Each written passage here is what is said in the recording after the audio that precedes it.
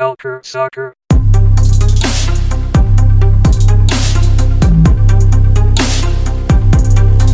Bienvenue, chers auditeurs et auditrices, à un nouvel épisode Culture Soccer. Aujourd'hui, je suis rejoint par Antoine Latran, un des rédacteurs en chef de chez Culture Soccer. Ça va bien, Antoine? Ça va très très bien et très heureux d'être là aujourd'hui puisque ça va être une émission très sympathique. Oui, en effet, j'ose croire que les partisans de l'Impact et les partisans des divisions inférieures vont être ravis puisqu'on a l'honneur d'accueillir avec nous Carl Ouimet, défenseur central du Indy 11. Ça va bien, Carl? Oui, ça va très bien. Parfait, je suis content de l'apprendre. Donc, commençons dans le vif du sujet. Commençons par une petite question là, liée au club du Québec. Commençons par le début de ta carrière. Tu as été le premier joueur formé à l'Impact de Montréal. Comment était la formation à l'époque? Elle était un petit peu différente de ce qu'elle est présentement. Dans le temps, on avait juste un club affilié, l'Attaque de Trois-Rivières. On avait des gars de 28, 27, 25 ans qui faisaient partie de ce club-là.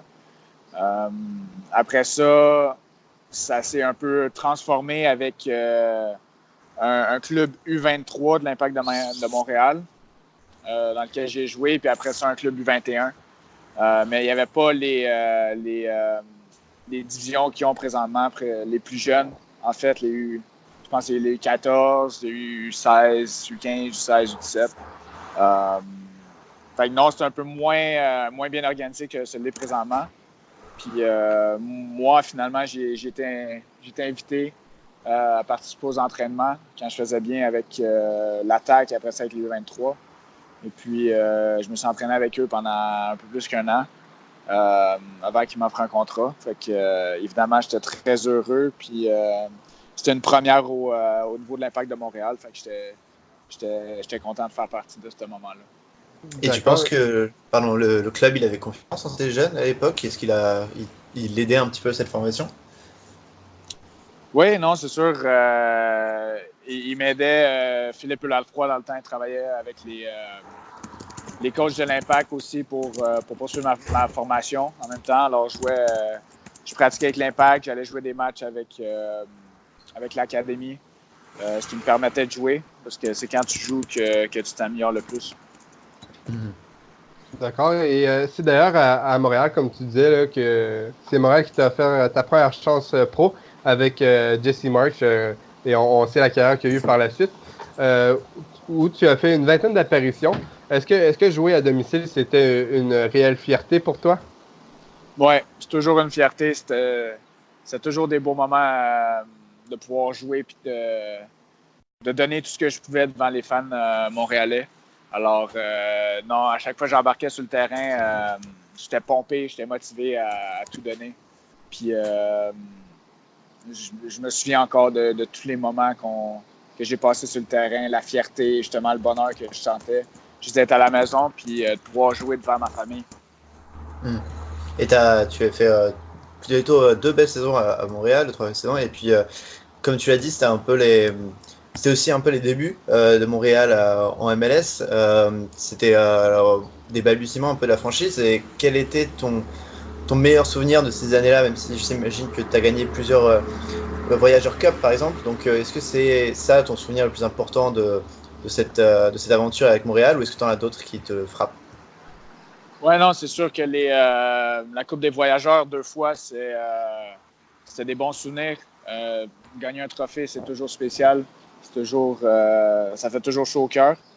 Mais pour moi, un des moments préférés, justement, c'était de signer, de faire partie de ce club-là, de commencer mon rêve en tant que joueur professionnel de soccer.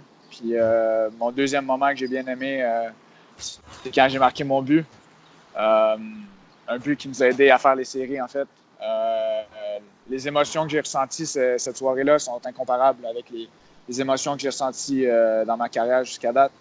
On a réussi à battre Philadelphie pour passer en avant d'eux puis faire les playoffs. C'était incroyable.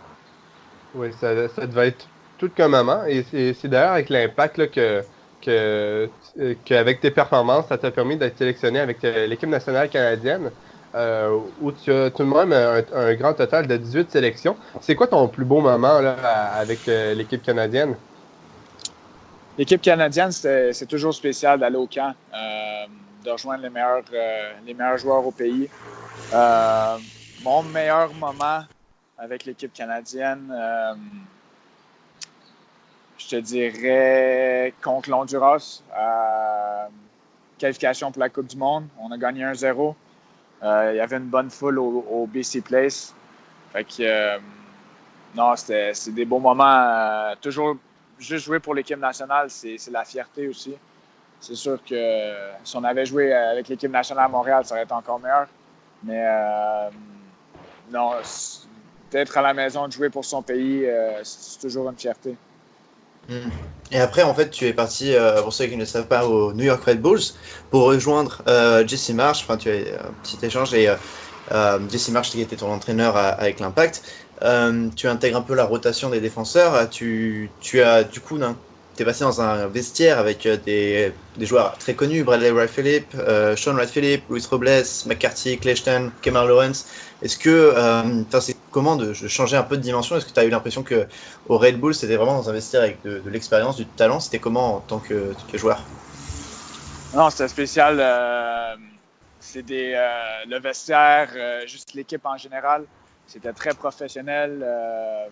Les gars étaient très bien. Ils étaient focus sur gagner et faire tout ce qu'ils peuvent pour remporter le Super Shield et les séries. Alors, d'être autour de ces joueurs-là, ça m'a fait gagner en maturité.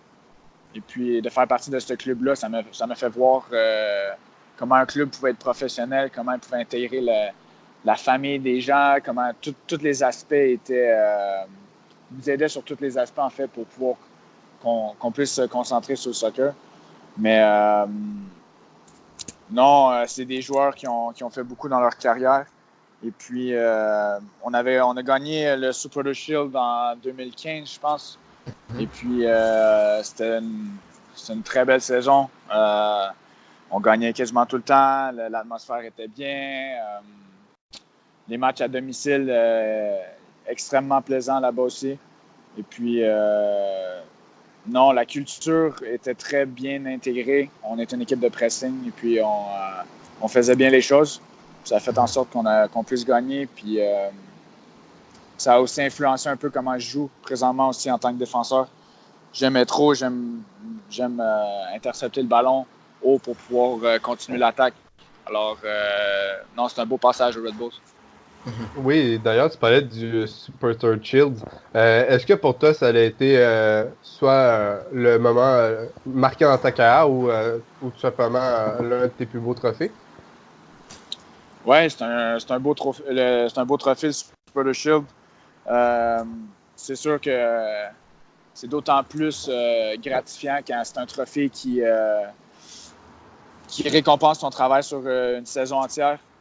Alors, 34 matchs pour être capable de finir premier sur 22 équipes dans le temps, 21, 22 équipes dans le temps. Fait que non, c'était bien d'avoir ce trophée-là. Je sais pas si c'est le plus beau moment de ma carrière,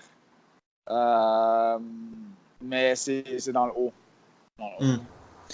Ouais, c'est marrant, la plupart des joueurs qu'on a interviewés nous disent que oui, le Super Shield, c'est quand même un trophée incroyable en fait par rapport à la MLS Cup, parce qu'il y a toute cette saison, en fait, c'est le travail de vraiment plusieurs mois plutôt que quelques séries. Mais après les New York Red Bulls, tu quittes la MLS et tu vas en NASL, North American Soccer League, qui était une ancienne division 2 qui n'existe plus aujourd'hui. Mais à l'époque, pourquoi ce départ? Et est-ce que la NASL avait un niveau quand même assez intéressant, parce que tu as des équipes comme le Cosmos ou Miami FC. Donc est-ce que pour toi, c'était une vraie perte de niveau, ou est-ce que tu rejoignais quand même une sorte de ligue plutôt compétitive? Non, c'est sûr que je rejoignais une ligue plus compétitive.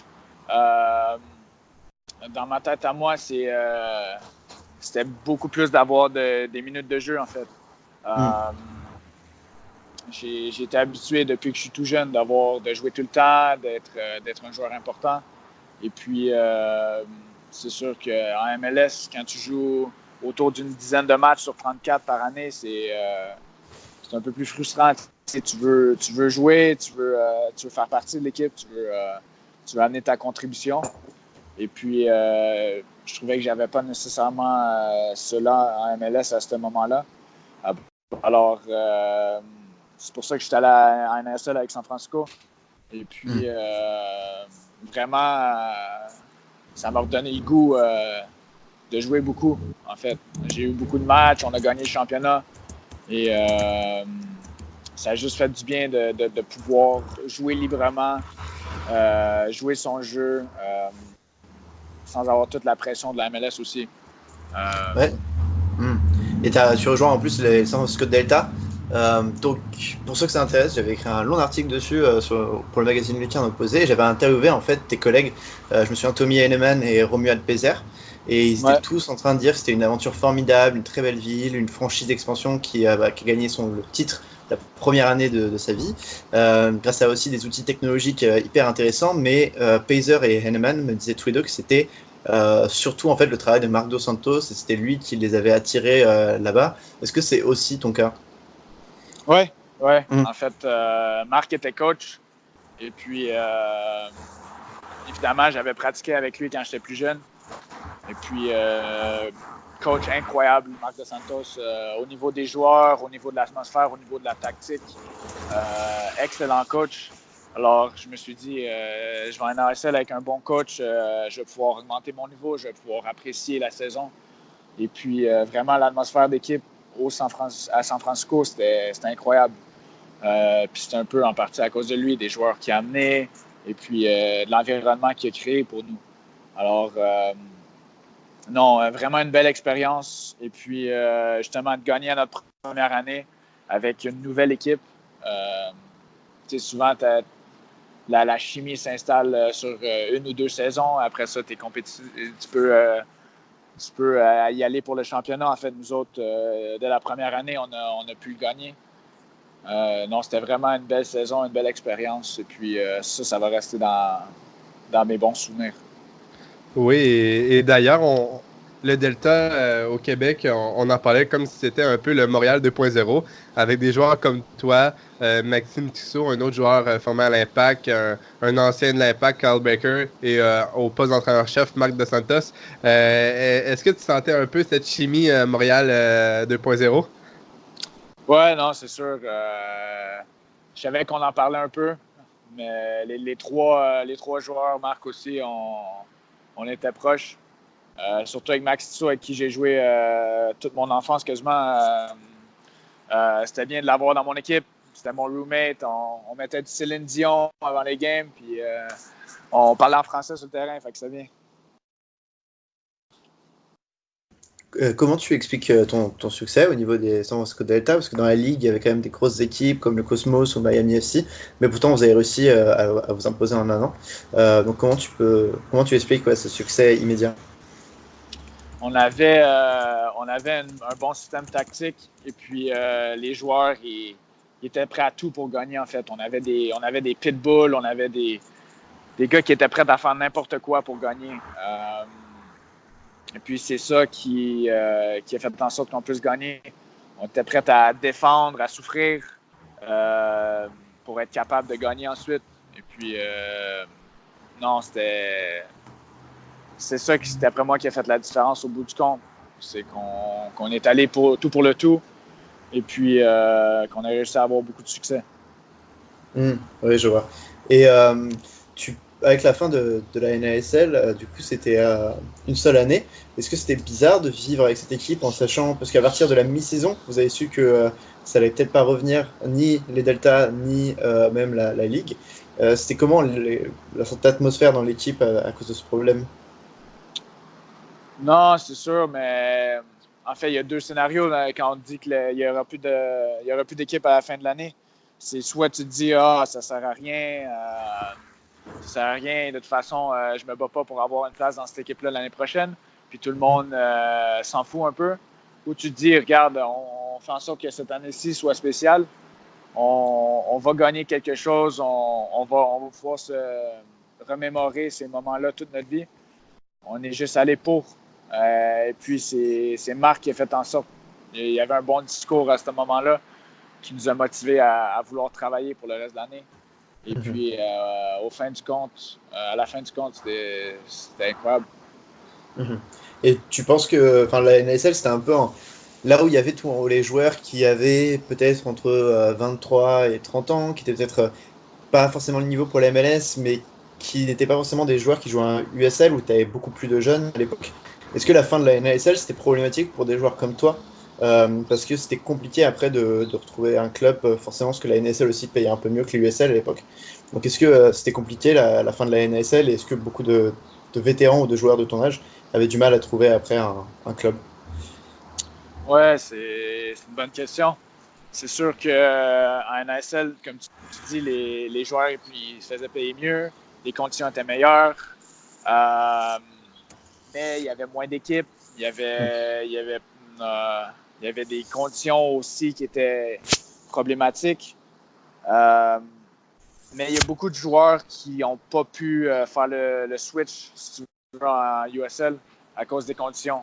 On parle des pères de famille qui ont 2-3 enfants, qui doivent accepter en bas de 30 000 par année. Ça ne vaut pas la peine. Alors, pour eux, c'était difficile. Et puis, non, dans mon cas aussi, on revenait d'une saison incroyable avec San Francisco. J'avais bien fait toute l'année. Et puis, ça a été difficile pour moi de trouver un club. Parce que, justement, il y a plusieurs clubs qui sont partis. En fait, 8 clubs en NASL qui sont partis. Et puis, les joueurs devaient se trouver des postes avec des équipes qui avaient déjà des joueurs. Alors, c'est dur dans ce cas-ci de pouvoir se trouver une place. Et puis, moi, j'ai été chanceux au bout du compte. J'ai pu aller dans une bonne équipe, Indy 11. Je ne savais pas si l'année dernière, je ne savais pas s'il allait avoir un club. 2018. Alors, c'est à la fin janvier, je pense, même mi-février qu'ils m'ont signé. Et puis, après ça, tout était bien, quoi. C'était un bon club. On fait bien cette année aussi. Ça a bien tourné pour moi, mais il y a beaucoup de gars qui ont fallu qu'ils prennent leur retraite, qui acceptent des contrats qui n'étaient pas nécessairement bons. Et puis, beaucoup de bons joueurs qui ont dû justement arrêter de jouer. Oui, et d'ailleurs, là, c'est comme tu dis, après la jeune histoire du Delta terminée, tu rejoins Indy 11, un club tout de même marquant des divisions inférieures. Là. Si vous voulez en apprendre plus, j'ai écrit un article sur ce club. Mais très vite, tu t'imposes en tant que titulaire indiscutable sous les ordres de Martin Rennie. Qu'est-ce qui t'a poussé à choisir le projet Indy 11? Ben, Indy 11, j'avais beaucoup parlé j'avais parlé avec beaucoup de gens. Et puis, ils m'ont tous dit que c'était un bon club. Il y a une bonnes installations. Il y a une bonne fanbase. Alors, justement, Marc aussi m'en avait parlé. Marc Dos Santos. Il m'avait dit, Carl, Indy 11, c'est bon. Ça va être bon pour toi. C'est un bon club. Et puis, avec cela, j'ai dit, OK, je ne veux pas aller dans n'importe quel club aussi en USL. Je veux qu'on soit des compétiteurs. Je veux qu'on puisse y aller pour le championnat. Alors, c'est à ce moment-là que j'ai fait le choix d'y aller avec Indy 11. Et puis, vraiment, c'est bon. Au niveau USL, c'est très bon. Puis, ça devrait être un exemple pour les autres clubs de la USL. Oui, en effet, je suis d'accord avec toi. Et d'ailleurs, tu parlais de la fanbase. Il y a plus de 10 000 personnes pratiquement à chaque match. Dans un Lucas Oil Stadium assez grand. Est-ce que pour toi, tu penses que ça serait bien pour le Indy 11 d'avoir son propre stade? Oui, non, c'est sûr. Tu as probablement entendu parler des projets de stade qui sont mis de l'avant présentement. Alors, justement, on essaie d'avoir notre propre stade. On vient de se faire approuver par la ville, justement, pour l'avoir. Alors, reste à finaliser les détails au niveau de l'emplacement, puis au niveau du stade en tant que tel. Mais c'est un gros projet, je pense autour de entre 400 et 500 millions de dollars, incluant un stade, des hôtels, des magasins, des bureaux. Comme toute une petite ville qui s'organise autour d'un stade, notre propriétaire est dans l'immobilier. Alors, c'est lui qui a mis de l'avant le projet. Et puis, c'est un projet qui va être assez gros. Et puis, qui va pouvoir nous permettre de jouer dans un stade un peu plus adapté au soccer. Parce que là, présentement, on joue dans un stade de 75 000 personnes qui a de l'air vide, même quand tu as 10 000 personnes qui te regardent. Et puis, c'est le stade de football aussi des Colts d'Indianapolis. Alors, il y a des lignes de football. Fait que d'avoir un stade à nous avec du gazon, une vingtaine de mille de personnes, et puis ça serait parfait. Ouais, non, tu parles du terrain de football. Là. Je me rappelle cette saison face aux Roadies de Tampa Bay. John McCarthy, qui est un des meilleurs gardiens de la ligue, avait fait une faute en dehors de la surface. Ouais, c'est ça, parce qu'il s'était trompé avec les lignes. Mais Ouais. c'est assez drôle. Mais si on revient sur vos performances à vous, l'année dernière, là, pour 2018, vous faites très bien pour une première saison en USL avec une 7e place. Malheureusement, vous vous faites éliminer par les champions en titre Louisville CTFC. Selon toi, est-ce que vous avez atteint vos objectifs la saison dernière?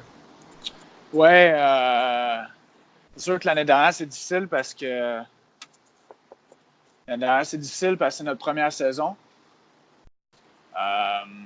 C'est sûr que pour nous, on a justement, comme j'ai dit précédemment, on a fait l'équipe en février. Les gars se sont rassemblés là-bas. C'était difficile pour nous d'avoir une chimie. Puis au niveau des joueurs qu'on était allés chercher aussi, c'était plus difficile. Et puis, parce qu'il n'y avait pas beaucoup de joueurs.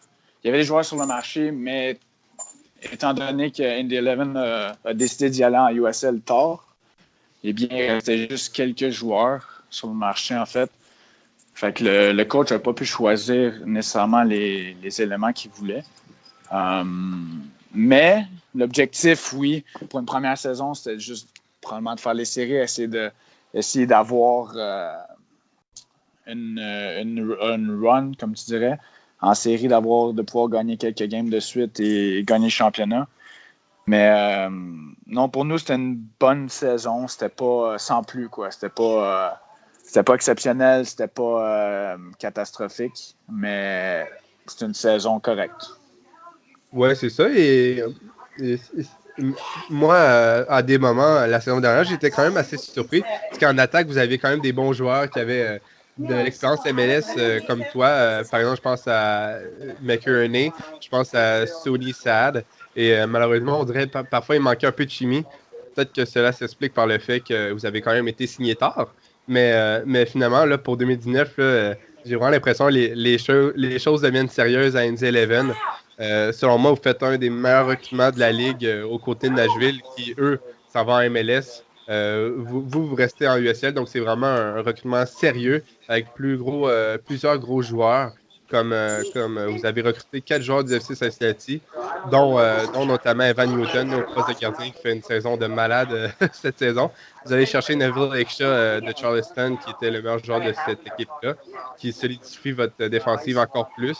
Et surtout Dan Kelly, vedette du Reno, qui est le meilleur buteur de ce club, qui malheureusement n'avait pas pu percer en MLS avec le DC United. Mais vraiment, là, au début de la saison 2019, vous deviez être assez confiant. Ouais. On a une bonne saison aussi. On a beaucoup de bons joueurs, puis justement, le coaching staff, le personnel, l'entraîneur a été capté avec du temps. Alors, non, c'était bien. Et puis, non, une bonne équipe, une bonne chimie, et puis ça va bien. On est en train de se battre pour finir premier dans l'Est. Alors, il nous reste 5 matchs. On a un match ce soir. On gagne quelques matchs et on serait capable de finir premier. Là. Alors, non, on aime l'atmosphère dans l'équipe est bien. Faut juste travailler puis on pourrait faire quelque chose de spécial cette année. Oui, et d'ailleurs, vous êtes l'une des équipes les plus dures à battre, j'ai l'impression. Vous arrivez toujours à égaliser ou à gagner dans les derniers moments. Vous avez tellement de buts après les, les 75e minutes et tout. C'est quoi le secret, Carl? Le secret, c'est en fait, on est une équipe basée sur la possession. On aime garder le ballon. On aime faire courir l'adversaire. Alors, rendu à la fin, eux autres sont fatigués, nous on n'est pas.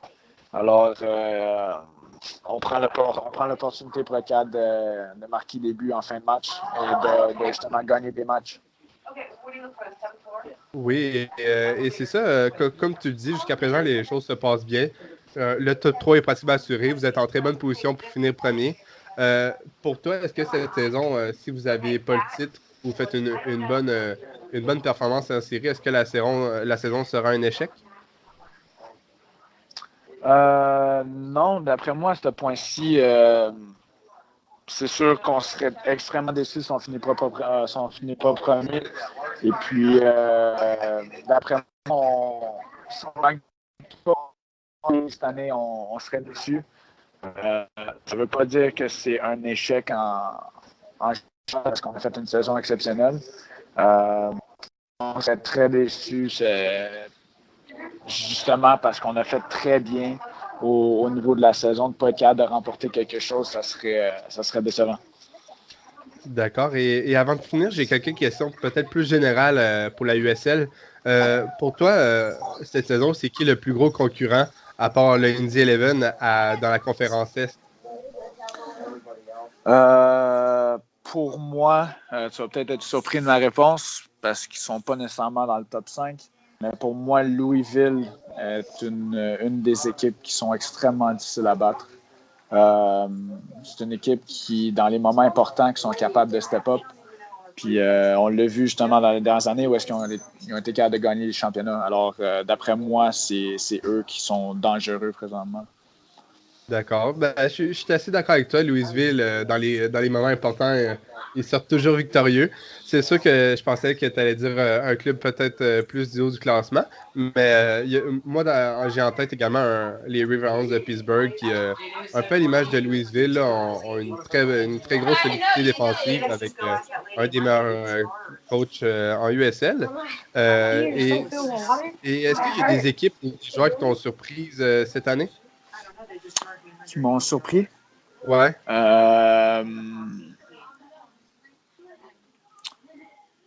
C'est une bonne question, ça. Des joueurs qui m'ont surpris. J'aurais tendance à dire non. Je veux dire, les New York Red Bulls 2, les New York Red Bulls 2 ont une bonne équipe en général, des bons joueurs. Puis les attaquants sont assez bons. Mais non. Non, sinon des. En fait, je te dirais un gars de notre équipe, Tyler Pasher. Ah oui. Je veux dire, je le connais en fait, il est Canadien, j'ai joué avec lui. Mais cette année, il est vraiment, vraiment impressionnant. Je veux dire, toutes les équipes, quand on joue contre lui, il faut qu'ils le prennent en considération. Il faut qu'il fasse un game plan pour pouvoir l'arrêter parce qu'il est rapide, il sait finir. Au niveau des combinaisons, son soccer IQ il est incroyable. Je veux dire, pour moi, c'est un des meilleurs joueurs de la Ligue. Alors, s'il y a un joueur qui me surprend, c'est lui cette année avec ses performances. Ouais, t'as raison. Il fait tellement une belle saison à Indy Eleven. C'est un peu le joueur qui ressort cette année et qu'on n'attendait peut-être pas nécessairement. L'année passée, il avait fait une saison normale, mais là, cette saison, il est vraiment là, magique. Et finalement, personnellement, pour toi, est-ce que tu espères encore, pourquoi pas, jouer en MLS ou revenir avec la sélection canadienne? Oui, c'est sûr. Surtout la sélection canadienne, j'aimerais ça me refaire appeler et tout. Parce que je pense que mon jeu s'est beaucoup amélioré avec les minutes que j'ai été capable d'accumuler avec les années. Au niveau de la MLS, je te dirais oui, mais dans les bonnes conditions. Je me plais vraiment beaucoup présentement à jouer, à être important dans une équipe, faire partie d'un club qui gagne beaucoup, aspirent à gagner des trophées. Alors, je veux dire, continuer ici dans une bonne équipe avec des grandes aspirations ou aller en MLS, être sur le banc ou dans les gradins et puis dans une équipe qui perd tout le temps. Pour moi, d'après moi, je suis 100 fois plus heureux ici. Alors, si tu me dis retourner en MLS, avoir la chance de jouer dans une bonne équipe, je te dis oui tout de suite. Mais je ne suis pas prêt à tout pour revenir parce que j'aime beaucoup trop ça présentement. J'aime beaucoup trop les conditions dans lesquelles je suis présentement pour pouvoir dire que je suis prêt à juste aller en MLS. D'accord, et je suis vraiment content de l'apprendre. Ça veut dire que la Division 2, là, la USL, est vraiment devenue une réelle opportunité. Dernière petite question concernant la Canadian Premier League, puisque tu es Canadien. Comment tu as vu l'arrivée de cette ligue-là qui permet à des jeunes joueurs canadiens d'avoir vraiment une expérience professionnelle? Est-ce que c'est le genre de ligue que tu aurais aimé avoir à tes tout débuts? Oui, non, je veux dire, je pense que tout Canadien est content d'avoir cette ligue-là qui est apparue. C'est vraiment une autre option pour les jeunes joueurs. Parce que c'est difficile. Quand j'étais jeune, c'est vraiment difficile de dire, OK, je m'en vais en Europe essayer de faire de quoi ou je m'en vais aux États-Unis essayer de faire de quoi. Tu avais finalement collège américain, tu avais essayé d'aller en Europe, tu n'avais pas beaucoup d'options en fait. Même l'Impact, il n'y avait pas les académies. Maintenant, pour les jeunes joueurs, ils peuvent aller à l'académie de l'Impact, se développer. Si ça ne marche pas avec l'Impact, ils peuvent aller dans un de ces clubs-là. Alors, ils ont plus de chances de devenir professionnels et de réaliser leurs rêves. Et puis, oui, je pense qu'au niveau du soccer canadien, ça va aider beaucoup. L'équipe nationale, ça va aider beaucoup à développer les joueurs et puis à avoir une équipe nationale plus compétitive. Mais ouais, la CPL, c'est vraiment bien. En fait, j'espère vraiment qu'on va pouvoir avoir une équipe au Québec dans les prochaines années. Ça serait vraiment intéressant, en fait. Oui, et finalement, est-ce que tu aurais un mot à dire à nos auditeurs aujourd'hui? Oui, mais merci d'avoir écouté, ceux qui me suivent toujours. Je continue de jouer, je continue d'apprécier. Et puis, j'espère faire de grandes choses dans les prochaines années. J'aspire toujours à gagner beaucoup. Et puis, on ne sait jamais, peut-être que je vais revenir au Québec et vous allez pouvoir me voir au Québec dans les prochaines années. Parfait, merci beaucoup, Carl. C'est vraiment un honneur pour nous de t'avoir accueilli chez Culture Soccer. On aime toujours ça, parler avec les joueurs professionnels, que ce soit en MLS, en USL. Pour moi, c'est toujours spécial quand on a la chance d'interviewer un joueur québécois qui a un peu grandi dans les mêmes places que moi. Donc, je suis vraiment content d'avoir pu t'accueillir. Et vraiment, là, on te souhaite le meilleur pour l'avenir. Merci beaucoup. Et merci à vous, chers auditeurs et auditrices, d'avoir écouté. Ça a vraiment été un bonheur pour nous de pouvoir accueillir Carl. Donc, on vous dit à la prochaine.